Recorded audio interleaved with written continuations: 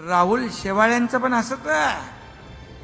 राहुल शेवाळे 2-3 मतदारसंघात पुढे आले आणि गोवंडी आणि ट्रॉम्बे,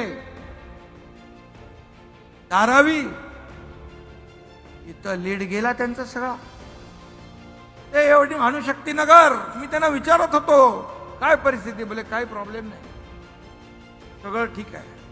त्यांनाही माहित नव्हतं की काय चाललंय आतून. 1% मत आपल्याला आणि 99% मत त्यांना.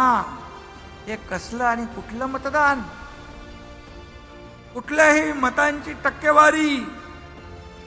इथे कुठला मोबाईल फोन लावून ईव्हीएम हॅक केलं होतं त्यांनी, सांगा बरं.